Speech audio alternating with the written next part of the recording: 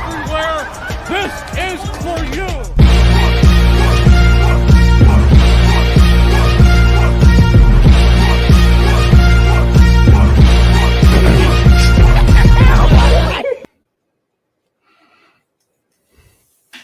What is going on, you guys? It's your boy Joe Castro, aka Philly Fresco, and it is Philly the podcast. My bad for the wait, y'all.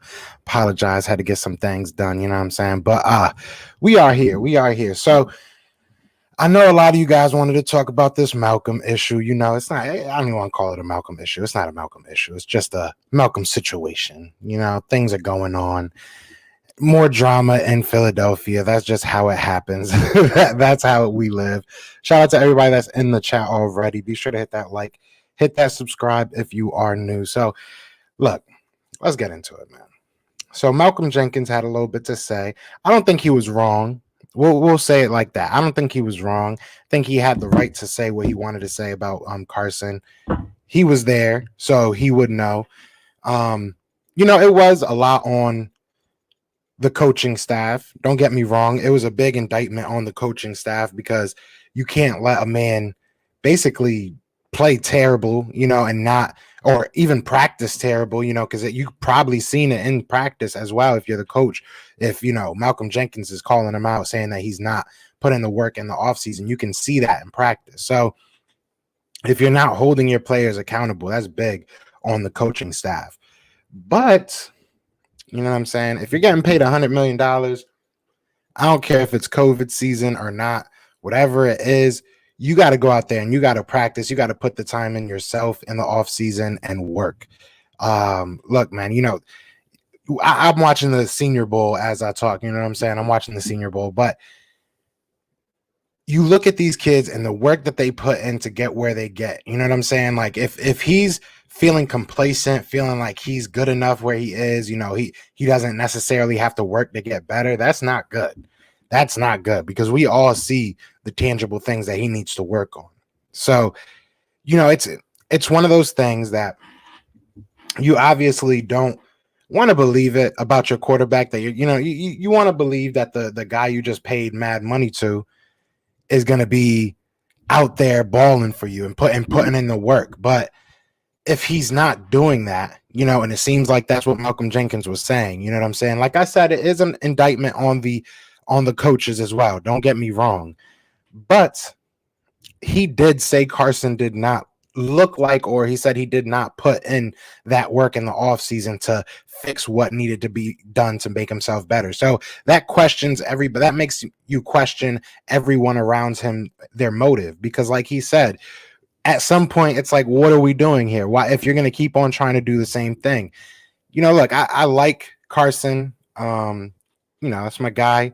Hope that he needs to say something, man. Like I know you guys are, you know, some of you guys are like, oh, he doesn't owe nobody an explanation, but at some point you got to say something, bro. Like people keep coming at you. It's the same story. It's the same narrative. You know, one time it's like, okay, maybe Alshon's bugging out. 2 times you're like, all right, these guys are kind of just, you know, upset that they're losing. Now this 3rd time, he has nothing to gain from saying this. You know what I'm saying? There's nothing that he gains from, you know, there's no notoriety that he's like, if anything, he loses, because a lot of people are upset that he would say something like that about their quarterback, you know? So Malcolm Jenkins has nothing to gain from this. So for him to come out and say it like he did, and as you know, he didn't say it like in a junk talking way. Like he said it eloquently, if I could say that. You know, he said it in the right way. He didn't say it in a disrespectful way. Like you guys said, he put a lot of the blame on coaching staff for not, you know, picking at it and making sure that didn't happen. But at the same time, he put the blame on Carson Wentz as well, because you are a NFL player. You are a professional athlete. And, you know, the season doesn't start when, you know what I'm saying? The season doesn't start when the season ends. I mean, the season doesn't end when the season ends. You feel me? You know what I'm trying to say? I can't talk. You know, the off season is just as important as the season, if not more important. You know, you got to get yourself ready with your body, everything. And, you know, if people are questioning that you're doing that, that's a big thing. So we'll go through some of these comments. I know I kind of let them brew up. My bad. Shout out to Where You Hiding. He said we can't baby him. Malcolm Jenkins was our leader for 6 seasons because he ain't sugarcoat anything. Carson needs to do better, although the problem is much bigger than Carson. That's a big fact, man. The problem is way bigger than Carson. Don't get me wrong, but you have to start somewhere. And honestly, the quarterback position with all that money, hey, let's figure that out real quick. And we'll go from there. Look, I wouldn't be mad if we're paying him next year. I just want to know that he's mentally down for this. He's down for the long haul. What's good? Big play Slay. Eagles has landed says Malcolm is right. The question is, will Wentz look in the mirror and determine that he has to put in more effort to make himself better? That is the question. He needs to get it together, man. People are saying this for a while, people, like I said, if it was one report, all right, whatever. People are just, saying some stuff. After a little while, it's like, bro, what's going on? What's going on? Enough people, I hate to quote the infamous Orlando Scandrick, but where there's smoke, there's fire, right? I think Malcolm Jenkins was ripping the coaching staff more than Carson. Yeah, Carson needs to work better. Needs to be better at working on his craft during the offseason, but being coddled is on the coaches. Yeah, no, definitely. But the coaching staff's gone. So, I mean, that doesn't matter to me anymore. Now we have to focus on the issue that's still, or if it's an issue, we need to figure out what the problem is with Carson right now. Because, this many people don't. Do you blame the kid for being spoiled or blame the parents that spoiled him? I mean, he's a grown-ass man. He's not a kid. So I blame him for being $100 million quarterback that doesn't seem to want to work on his craft. I just checked our opponents next year, and I'm pretty excited for the next year. I do see us winning 11 games next year. Maybe. Hey, I'll be happy with 9. We'll see what it is. I just want to see what this team is going to be. I want to see what the big decisions are, you know what I'm saying? And I want to see why they get made, because once something happens between Carson or Jalen Hurts, one of them either gets traded or whatever happens, we find out who our quarterback is, things are going to change, you know what I'm saying? And we're going to figure out why it happened. Just like right now, we're kind of figuring out why things were happening with Malcolm Jenkins, because we all kind of wondered why ship him off. Maybe he was telling Carson at practice that he needs to get his life together, and he wasn't.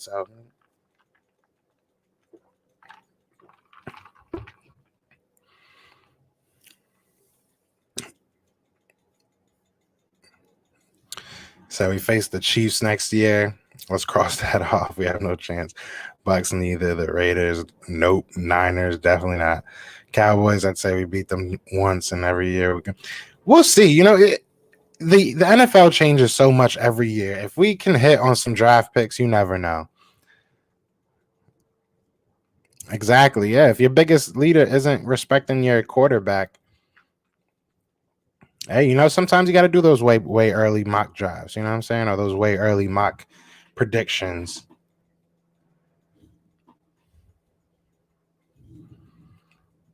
In a sense, he is right, but at the same time, the coaches need to step in. Like if a kid doing, okay, the coaches are at blame, but the coaches aren't here. So that's the whole thing now. You know what I'm saying? We could keep on saying, but the coaches, but they're not here. Carson is still here. So what does that say about Carson? We have to focus in on what that tells us about Carson. It's not like nitpicking at or talking junk about the guy. It's just if he's not willing to work on his craft, that's something important, and was it just that the coaching didn't, make him, even so, you want somebody that's going to do that no matter what. That's a heart thing. The problem is twofold. The organization fixed one when they fired Doug. Carson has his side to fix. Exactly. They both got to fix their issues. If he doesn't look into the mirror and reflect on what he did, why his teammates turned on him, if he has one more bad season, can't blame Doug Peterson, Press Taylor. They're not the system no more. Exactly. They're gone. So this has nothing to do with them anymore. Now it all has to, it all falls on this new coaching staff and Carson Wentz. Carson Wentz has to prove that, and he does have to prove. I don't care. Like, I know people are going to probably be like, oh, he doesn't owe nothing, but he has to prove that he's out here trying to win, a championship for the Philadelphia Eagles, because I don't think he's really proven that yet.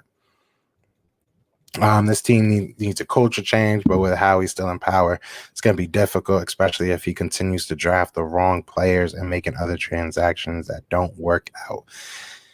Yeah, I think we have, what was I trying to say? A culture change kind of happening right now with all these young coaching staff coming in. So, hey, I think it'll be interesting. I think it'll be very interesting to see what happens. I don't think that Nick Sirianni is as much of a yes man as everybody thinks. Like I think his first press conference isn't as telling as everybody wants it to be. Like he couldn't say anything. You know what I'm saying? So we'll see. I think we'll see a change in the culture. 11 with the studded as coach. Stuttering as dude coach might not get the play call in on time if he calling plays. He'll be fine. He was just nervous. He was just nervous. I like how people upset about, I know people upset about Howie having control of 53-man roster, but that's the job of GM. If Howie is GM, then he needs to do his job. And if he sucks again, then it'll be time to move on. Yeah, I mean, realistically, they're all going to have say. Just having final say is just kind of like that, that last. And hopefully he's not, pulling no crazy stuff like, oh, no, we have to keep Nathan Gary over Micah Parker. He's not going to do nothing crazy like that. I'm more concerned about the game day decisions that we were hearing he was making. You know what I'm saying? So as long as he's not doing that, which Nick Sirianni sounded like he said he's going to be doing that, we should be fine. What's your confidence level going into the next season? Right now, what's the next season? Right now, I'm not even looking at next season, man. I'm looking at the draft. If everything goes great, we could do, sky's the limit. Who knows? Our division is still weak. No team in this division right now is like guaranteed the NFC East division title next year. That's just not how the NFC East is right now. So if we can hit on a couple things, you know what I'm saying? If these coaches work out, we could be good. I ain't mad at it. I'm pretty sure I'd rather have a QB that's cheap and Jalen Hurts eat $39 million next year. If we cut Wentz, I know Jalen Hurts wants to play and has all the confidence in the work he can work with. Yeah, I think he's he's young, you know what I'm saying? And even if he's not great, if him and Carson Wentz are the same quarterback, as far as production wise, and we're in the same position next year, at least we saved that money and we got out of it. Because realistically, if Carson Wentz is not good next year, we're going to be stuck with him for at least another year after that. So that's the decision you have to make. And if he's good, then we're good. It's all cool. If we can get that 2017 Carson Wentz back, then we're good. But we have to be realistic at the possibility that might not happen. You know what I'm saying? That's also a realistic possibility. So you have to look at all these type of scenarios, and especially with what we heard from Lurie, and especially what we heard from Sirianni. He's going to have decisions in this. He's talking to the people. He's getting to know these guys. So at the end of the day, we don't know who's going to be our quarterback. We just have to look at both scenarios. And for me, as someone who's a fan of the team and wants to see them do the right thing for the franchise, like money wise and draft capital wise, like I think that's what you do. Like I think you move forward with the younger quarterback that's cheaper. That's just how I feel right now. Said true, the quarterback market is about to be crazy this offseason. Stafford, Watson, Goff. That's the thing too, and we'll see. We'll see what happens with Wentz, because if he gets traded, it's going to be very, very interesting to see what we get back. You know what I'm saying? Because this is a pretty heavy draft as far as quarterback goes. Like usually there's like 3 that are first rounders. This year there's a good 5 quarterbacks that might go in the top 20, top 25. So if you're a quarterback needy team, is it really worth it to give up a second round pick for a Carson Wentz that you're kind of taking a chance on? I know we all think that he'll go to the Colts and just get magically fixed, but that's not necessarily what's going to happen. So we got to look at both scenarios. Look, if we can get rid of either of them, if either of them can get us either back in the first round, you know what I'm saying, like a late first round that we, give up like our third or something, or maybe our second, depending on how, what pick it is. But you know what I'm trying to say, that we can package one of them and get back into the first round and shore up two positions. Like we get a wide receiver and a linebacker, or a wide receiver and a cornerback. That's what we got to do.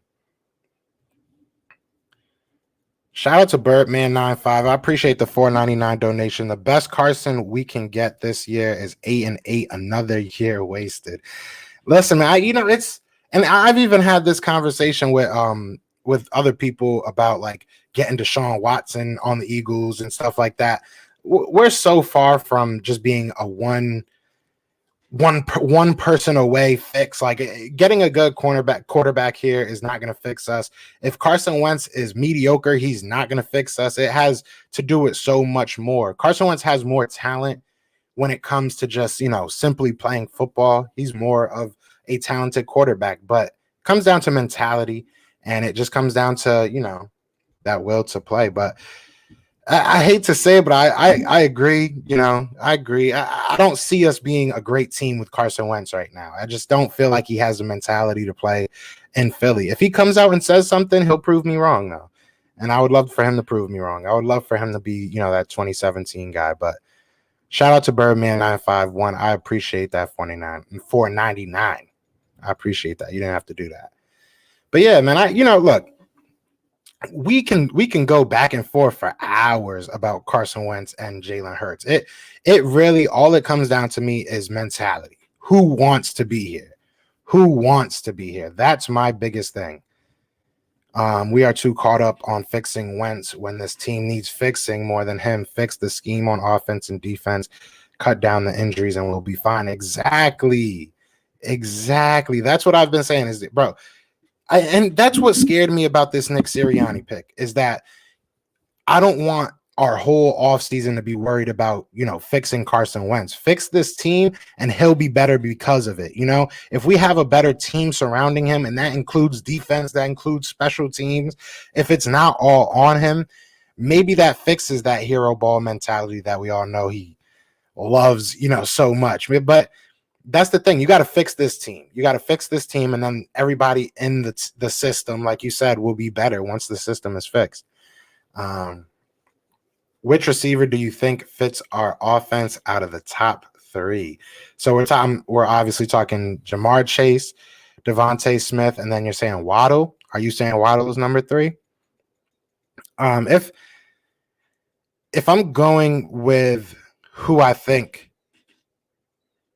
would be better, like, that's hard. Who would fit more? Me personally, I think Jamar Chase, just because I feel like we have, obviously we don't have Devontae Smith in his skill set, but we have a Devontae Smith as in like size and like, I think, what he can do. I feel like we have that in a Rager. So if we're going somewhere, I would go more Jamar Chase. I think he's more built for the NFL. Jalen Waddle, I'm not really that hype on, especially at 6. But Jamar Chase, I've been on the Jamar Chase train for a while. Honestly, I liked him even last year. I thought he would be the best wide receiver. Oh, look at here. Look who wants to join the party.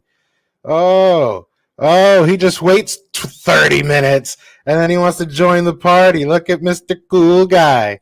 What's going on, man? Can you hear me? Yeah. What's goody, brother? Not much, man. Figured hop on for a little bit here, and then we got going on tonight with Philly Insider Podcast. Yeah, it's gonna be fun. So let me ask you this question, bro. Which receiver do you, before we do, shout out to Birdman951 again with another $2.99. I appreciate that. Carson Wentz is Ben Simmons. Ouch. Hey, y'all know I'm a Nets fan, bro. So I like that comparison. Not because of the Eagles. Actually, now that I think of it, but I like the junk talking of Ben Simmons. Keep it coming. Keep that energy. But yeah, what receiver do you think out of the top 3 fits our offense the best? I think especially if we're rolling with the Carson Wentz, I think that I'm assuming we're talking rookies, right? like coming out of the draft. Yeah, draft rookies. Jamar Chase. I think part of the thing about Wentz is that he's been given all these smaller receivers, and his best season is when he was targeting guys like Alshon and Ertz, who are able to get those high point catches where the ball doesn't need to be right on the chest. So I'm going to go with Jamar Chase because that guy is a possession type receiver, and we already have speed. We have a lot of speed on the scene, especially if Marquise Goodwin is here next season and he's healthy, then we have speed. But we do need that prime possession receiver because Alshon's obviously not it anymore. Fulgham is kind of it, but let's be real here. Jamar Chase is probably better than him. And that's pretty much it for possession receiver. Oh, and J-Jaw. Hey, don't sleep on J-Jaw now. Watch him have an MVP type season this coming up. I would go with Jamar Chase out of the top three. Shout out to another one. I don't think I've seen that name. People change their name, but if you are new, please hit that subscribe. This offseason would be the worst time to trade Wentz. There are so many QBs available, which will drop the value of a return in a Wentz trade. Eagles are going to be Super Bowl contenders next year. So Eagles don't need to make that trade now. Okay. Look, this is where I stand. And I've said this before.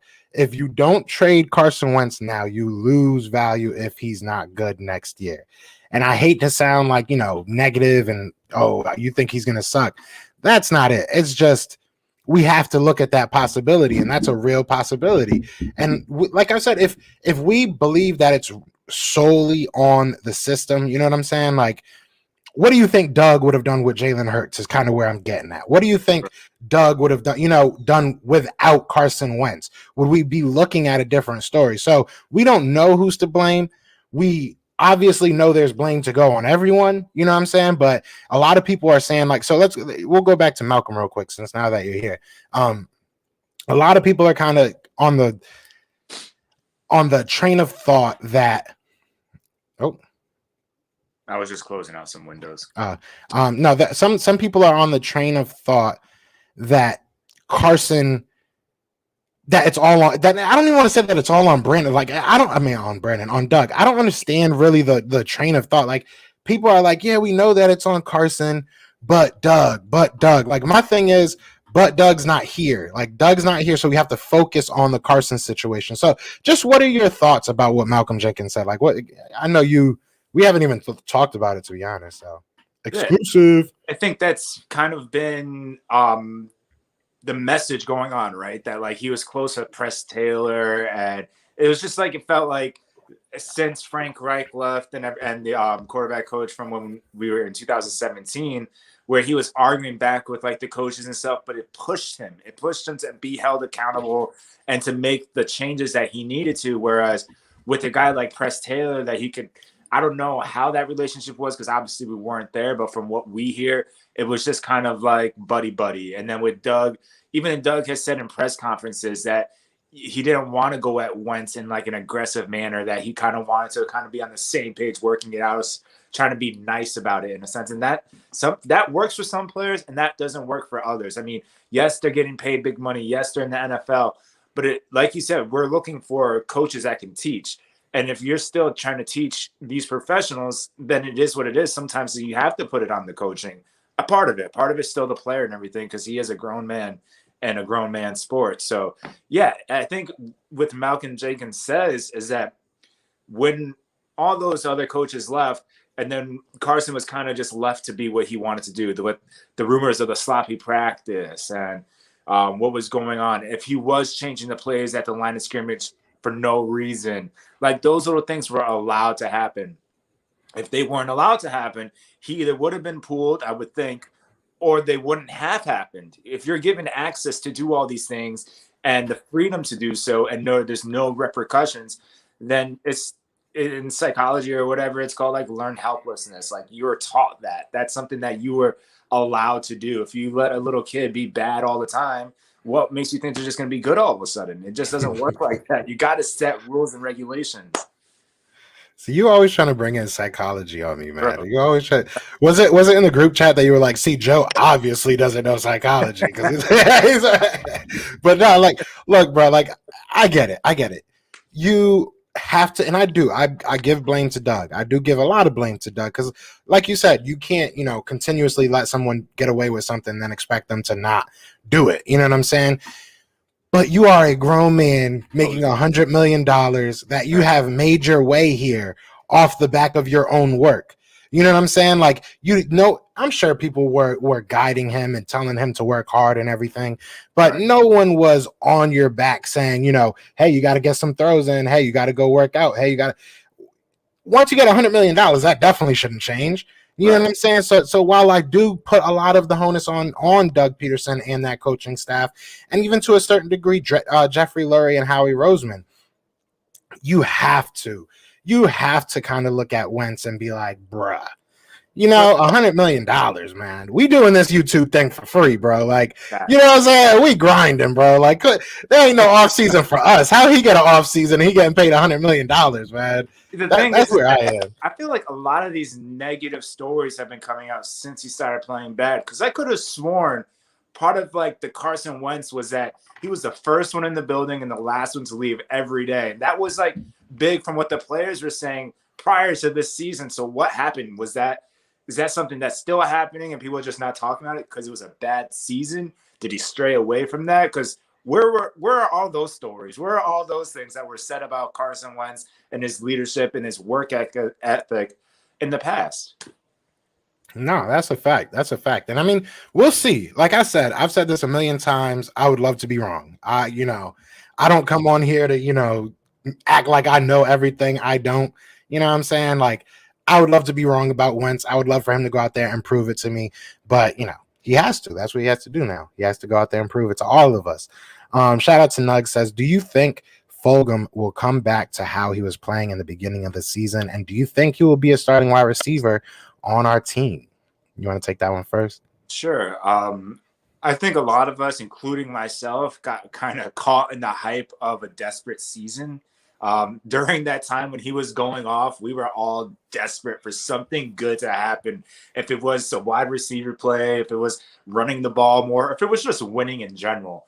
And the fact that Fulgham came on the scene from the practice squad, from I think Green Bay's practice squad that we snatched him up from, and then he started playing well, and Carson was like looking forward to like throwing the ball to him. That was exciting, but there has to be more than just Alshon is a veteran and we're paying him money, so we're giving him more reps. There has to be more than just that, unless maybe that's part of the reasons why Doug's not here anymore.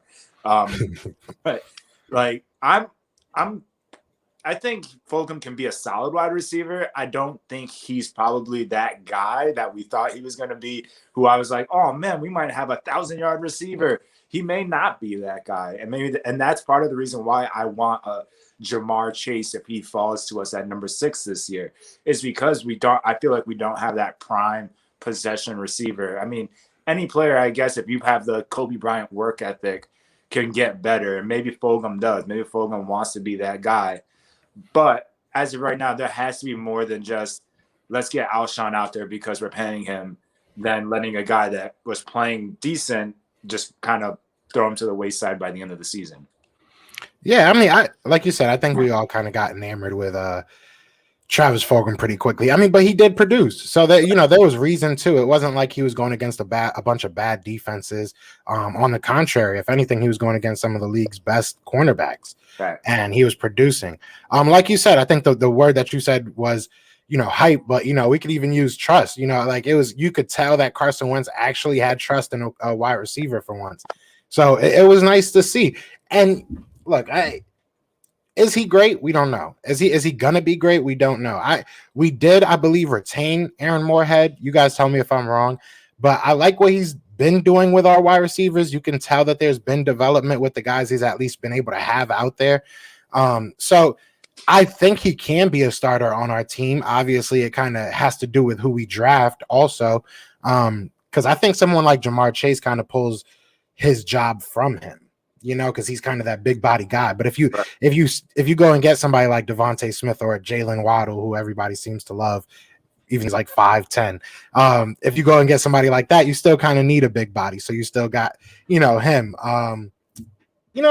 I think he can be a starter, but there's so many unanswered questions outside of just him that will impact him. So right now, I'll say yes. I'll say that he has a shot at taking that starting spot. Right. It all depends on what this draft does. Like if exactly Micah Parsons at 6 and we don't really get a wide receiver until the 4th round or something, then you got to expect that, okay, our starters might be Jalen Reagor, Travis Fulgham. Maybe if one of the veteran receivers are here between Djax, Alshon, whoever, or Goodwin, someone else. One of those guys. I don't know what's going on, but we'll see as this, the offseason progresses.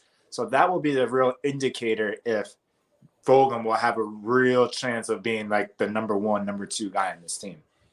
Yeah, I like him. I mean, yeah, I like him. I wouldn't be mad if he is. I think he's got skill. You know what I'm saying? And it would be nice to finally poach, a player from a different team for once.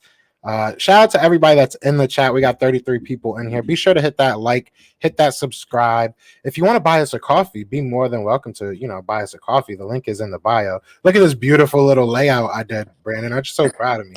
I know. I'm killing it right now. Like a little live thing in the corner. Yeah, right? It's pretty dope. I'm proud of myself. And then so Glenn says the reason we are bad has nothing to do with Wentz's mentality.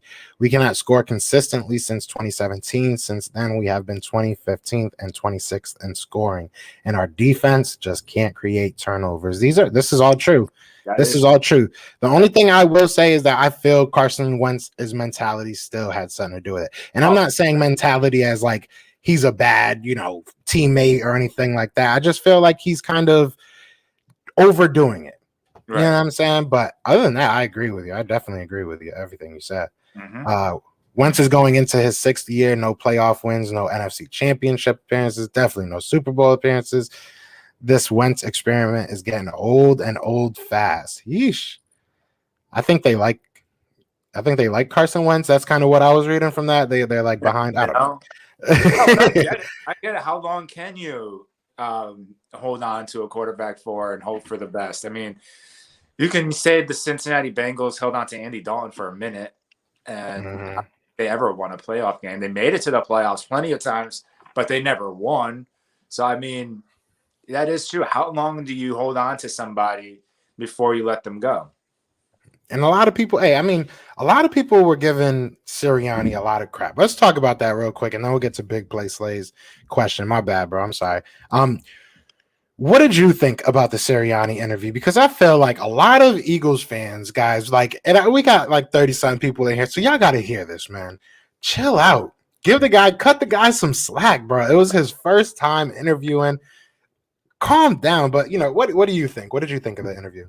Yeah, I think obviously you saw the nerves. He's either nervous or the type of guy that talks faster than what he can think. Like all of a sudden he's just the words just don't come out right. But the press conference, especially the first one, I don't think it really matters. Like no one's really, unless he stinks as a coach too, and we're just losing, then it's like, all right, no one's believing in this guy. What are we doing? But the fact that he's calling these players, he's already introducing himself. He wants to be a part of the team. He's excited about being part of the team. He's excited that he has this job. And not only that, the people that he's surrounding himself around aren't just like guys that are going to try to bully him or try to take over that head coaching spot. It seems like he's grabbing a lot of people that he knows and trusts and around the same age, which is all exciting. And it's tough. You can't, part of you wants to be like, well, you're getting paid to be a head coach. You got to prepare for this, practice the next 3 nights, your speech or whatever, and be ready to like answer these questions and be smooth with it. Not a lot of people are smooth with it. There are other people, sure, they could. Barack Obama, for instance, that guy's a phenomenal public speaker. I don't think he ever stutters, but not everyone's that kind of public speaker. So I'm not going to hold this against him. If it's 2 years down the line and he's sounding like Doug at a press conference or something, then maybe we could be like, bro, you got the whole team practicing. Why aren't you practicing something? Then I get it. But for right now, this first one, just let it rock. Who cares?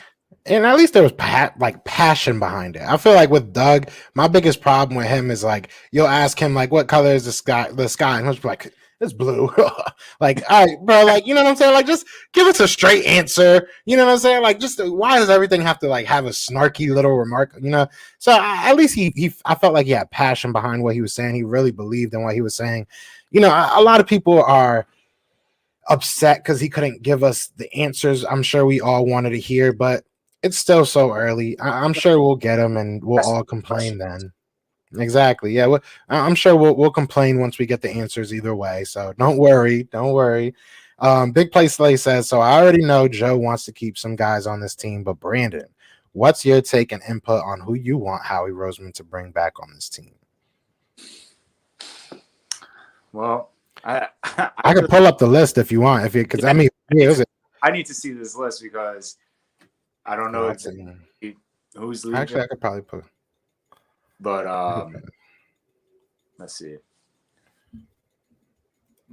If I'm speaking on some of the older guys that we want gone, then obviously, like, I love that Djax came back, and I was excited for that. But with his cap number, unless he does something to restructure his contract, which I don't think he will, I see on his Instagram that dude's building like a mansion essentially right now.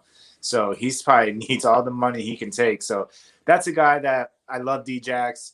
I don't need him to come back. I don't really need Alshon to come back. Let's see. Jason Peters, no. Jalen Mills. Sudfeld, Nicole Roby, no, he can go. He can go. I like let me see what this is. Rotational guy if we get him for the low. Hassan Ridgeway too. Richard Rodgers we could keep on the low. Does that help? Oh, huh? Does that help seeing it? Yeah. Craven, Strap. See, the problem with Strap is that he shows signs of like, all right, he's cool and he has a cool name and he has a cool attitude and gloves and all that he posts, but he messes up a lot too. Duke Riley, obviously, I don't want him at least as a starter. He could be on special. Let's see, Corey Clement. That's a bigger name. I feel bad saying this, but he can go too. Boston Scott, I would retain. Alex Singleton, I retain, and Greg Ward. So that's just my top three is Greg Ward, Alex Singleton, and Richard Rodgers are my top three. And then if I was to do a five, I'd add Jalen Mills and Boston Scott. Oh, Cameron Johnson. That's a staple. Cam has to stay. That's not even a question. That's not even a question. Six. That's my six. Yeah. But that's not even a question. I think we have exactly the same people, so that's what's up. We've been like agreeing for the past couple of weeks, and I don't know what's going on in the universe, but it's scaring me. And so let's argue about something real quick. I would be okay with Jalen Mills not being here, but I still think that's solid depth for us. I mean, he was able to play pretty much everywhere this season. He never really got a chance to really just be like one position the whole time. Mm-hmm. As soon as one corner went down, he was moved to corner. Then he was moved to like up in the box, and then he was moved to like free safety. Like he was just moved all over the place. And honestly, if he has the ability to do that and he wasn't a complete like liability, that's good on his part. I mean, you can only give the guy so much credit, or I mean, you can only discredit him if he messed up so much. But I think he was solid considering what we had out there this season. I'm not even going to try to say the first name, but the last name is Martin. So I'm going to say that. Says, if we can trade Carson straight up for Deshaun, would be great. Yeah, that ain't happening. No, I'm good. Would you want Deshaun? Would you? Huh? Could we even afford him? Need like a 40. I mean, if it was like, there would be ways that it would work out, and we would probably save a lot of money. But I would not want Deshaun Watson. I'm not gonna lie, bro. I'm not gonna lie. I don't know what's going on in Texas.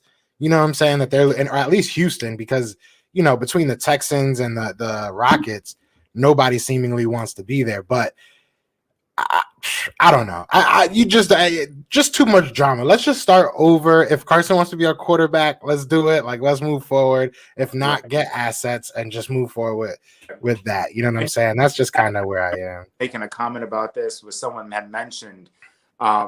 I agree. I think if you're going to gamble on Carson, you have to realize that it's more than just next season. Because if he doesn't play well, like you said, you're not going to you may not get much for Carson at all. The best part about getting rid of Carson is basically his contract. You're not looking to get a first round pick. I used to be on the train like, well, if you're not going to get a first or a second, then why trade him? And then after listening to other people talk like Joe and whoever, it started to make sense. It's like, all right, you're not really trading him for the value, right? You're trading, let's say you even get a 6th-round pick.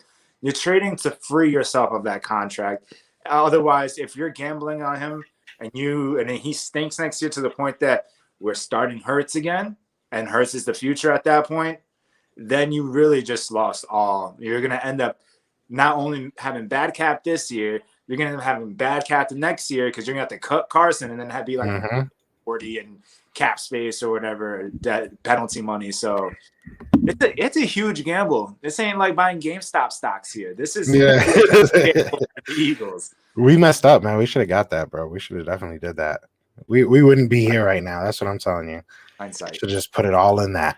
But no, I agree with you, man. I say look a lot, especially when I'm about to like really drop some gems, because I'm really about to drop some gems. No, I've said it before, man. If he's gonna be here, we have to go all in on fixing what we have. Meaning, we have to really develop the players that we have, and we have the staff to do that. You know what I'm saying? Right now, at least on offense, the defensive staff is still a little bit murky. I'm still learning about them, but I like on the surface what they look like. So hey, I'm excited. Nugs says, do you think Patrick Surtain will be good right off the bat, or do you think he will be like Jeff Okudah and will have to develop in the NFL? I'm going to say this, and me and you have talked about this off of the camera. I get nervous picking cornerbacks so high in secondary in general, just because it does take a little bit of time for them to adjust. You know what I'm saying? And that's not a bad thing. When you get a lockdown corner, you get a lockdown corner. It doesn't really matter if it takes them the season to get into the game. You know what I'm saying? But it does take them some time. So I do think Patrick Surtain will take some time, whether it takes a game, whether it takes a year. Everybody's a little different. Now look at him. That dude's like a lockdown corner. I think Denzel Ward on the Browns. Yeah. I think he took but it also depends on what you put around these guys, right? Like Denzel Ward was drafted, but it wasn't the Browns defense that they have now. If we get a guy like Patrick Surtain or any other corner, then you got to hope that our defensive line, our front seven, plays well enough for the youngest guy and a rookie, or to our veteran and Darius Slay. No matter what, they still need a good pass rush in order to cover their guys to the best of their ability.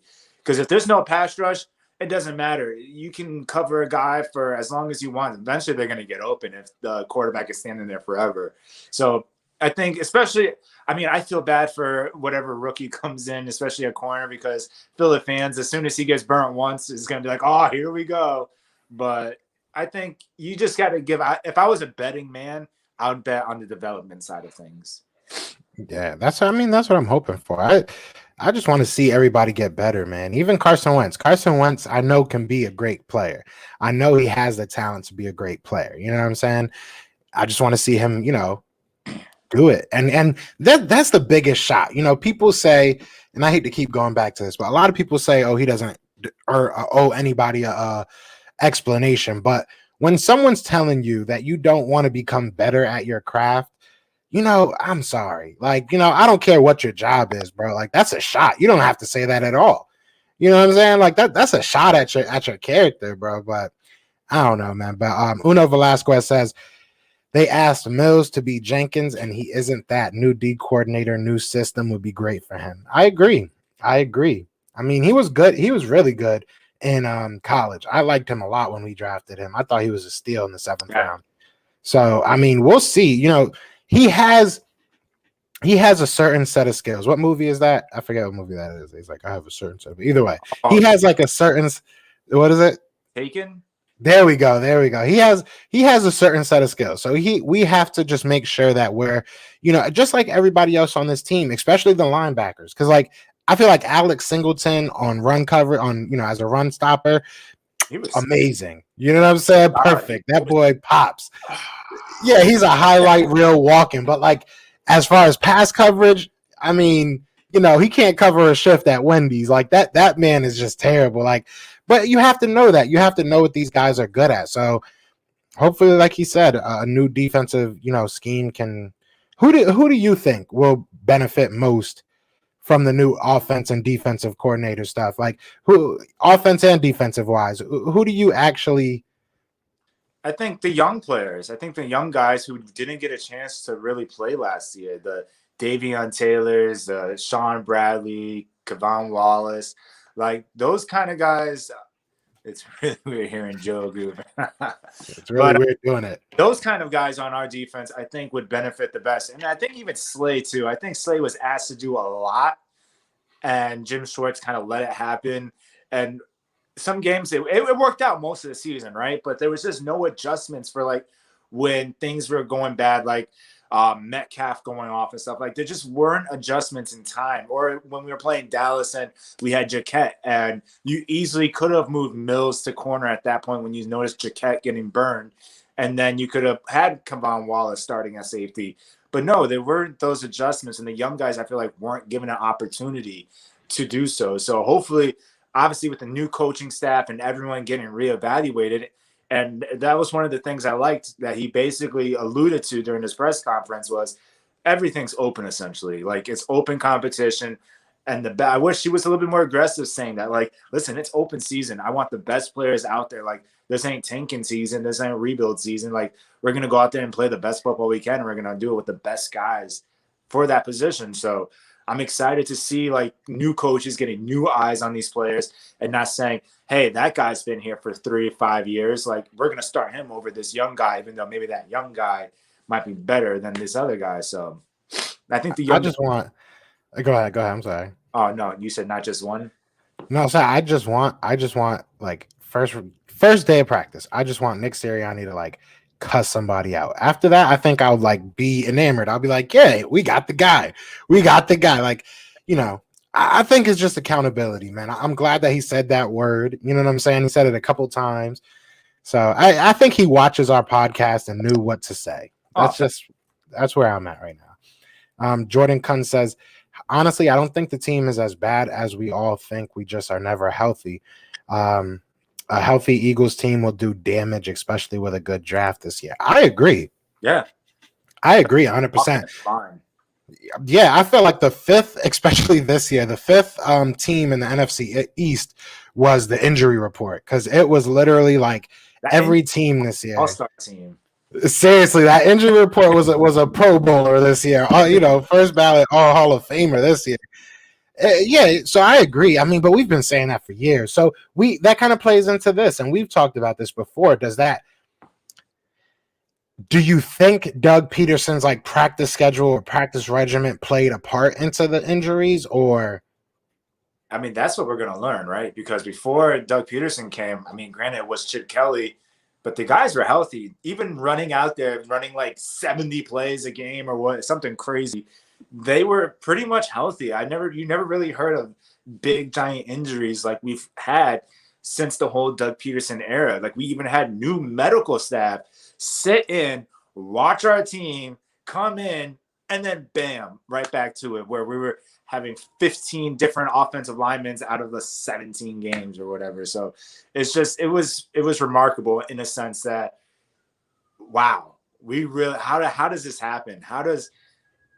What's going on? Are the coaches not telling players what to do? Are the players not taking care of their bodies?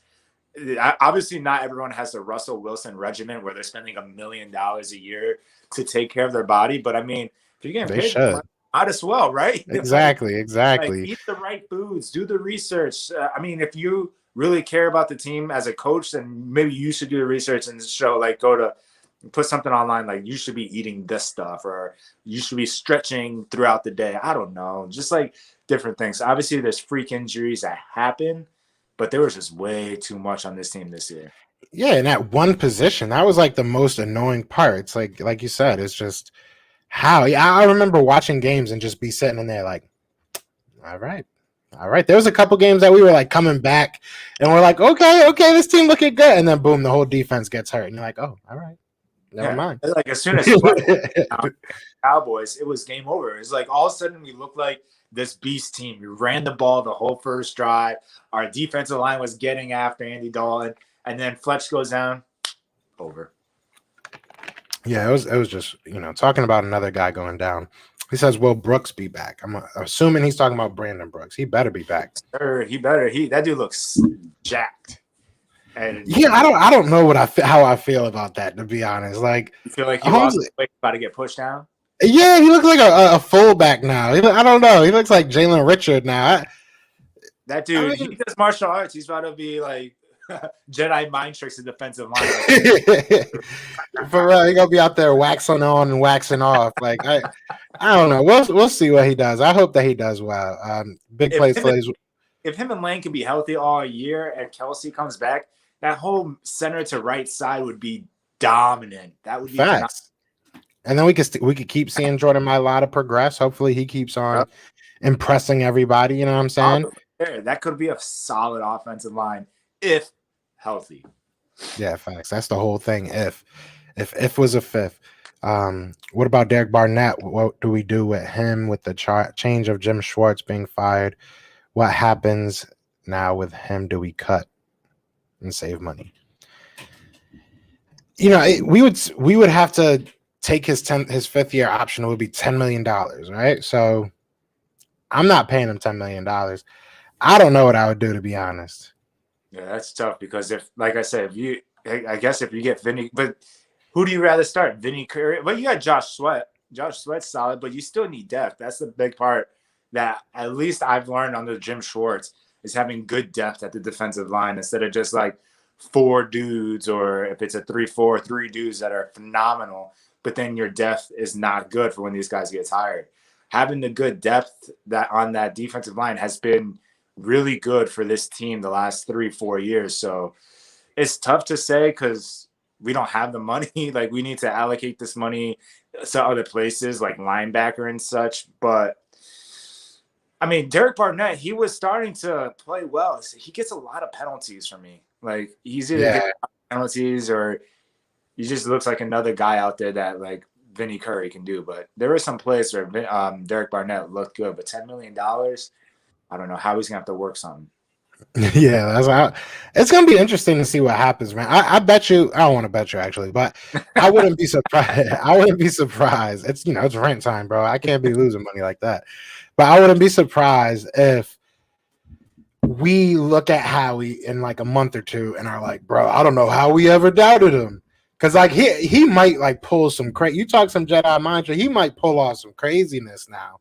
Yeah. If we're able to pick up like a solid wide receiver in the, if he really makes something crazy happen, we don't lose that many people or we don't lose anybody. Like, Howie can really show his worth, or he can show his lack of worth this offseason. This is going to be a big offseason for everybody. He said, work out. That's what I would want to do, is just work out a little short extension with Barnett. That's what I would want to do. Yeah. That is what I would want to do. Huh? That would be ideal. So then if he could stay healthy, he can show his worth and then hopefully get the bag. If it's not with the Eagles, you get it somewhere else. I mean, but at least you can help us out the next couple of years while you're trying to build up your resume. Yeah, I mean, it's going to be interesting to see what we do. But either way, man, shout out to everybody that's in the chat. We still got like 32 people in here. I think we're going to call it. We got to go on. Well, I got to, but we're having the honor. I'm sorry. I said got to. Like, that was so mean. We got to go do this tonight now. But no, we're going to go be on Philly Insider Podcast tonight. So shout out to him. Definitely go check us out. Get the numbers up. Yeah, definitely come on over and we'll talk some more, man. We'll talk some more. We do this every day. Every day it's either me and Brandon, or one day just Brandon. But this is what we do. So if you are new, please do hit that subscribe, hit that like button, share it with a friend, and and shout out to, what was Holmes' name again? Shout out to Birdman951 again for all those donations. I appreciate it, man. But yeah, other than that, y'all know what it is, man. It is Fly Eagles Fly. And we are out here. So, yeah. Peace.